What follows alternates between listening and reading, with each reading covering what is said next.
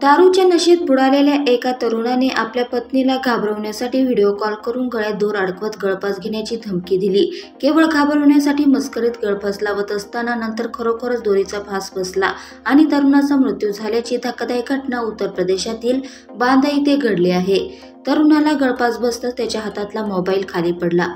या प्रकरणी मिळालेल्या माहितीनुसार अनिल वर्मा हा 32 वर्षीय तरुण खपटिया ह्या गावातील रहिवासी होता। तो मागील 3 ते 4 वर्षापासून हरियाणा येथील एका खासगी कंपनीत नोकरी करत होता। काही दिवसांपूर्वी तो आपल्या गावाला आला होता।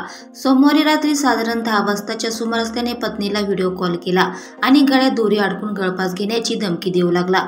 अनिल हा दारूच्या नशेत असल्याचे लक्षात आल्याने पत्नीने त्याला समजावण्याचा प्रयत्न केला, मात्र तरीही अनिल वारंवार दोर घट्ट आवळण्याचा प्रयत्न करत होता। त्यानंतर अचानक दोरीचा फास बसला आणि त्याचा जागीच मृत्यू झाला। या प्रकरणाबाबत कळताच अनिलचा लहान भाऊ विमल याने अनिलच्या खोलीकडे धाव घेतली, मात्र त्याच्या खोलीचा दरवाजा आतून बंद होता। भावाचा जीव वाचवण्यासाठी विमलने तात्काळ दरवाजा तोडला। त्यावेळी अनिल गळफास घेतलेल्या अवस्थेत आढळून आला। विमलने त्याला तातडीने खाली उतरवलं, मात्र तोपर्यंत उशीर झाला होता। अनिलने जागीच प्राण सोडले होते। दरम्यान या घटनेने अनिलच्या कुटुंबियांना मोठा धक्का बसला आहे।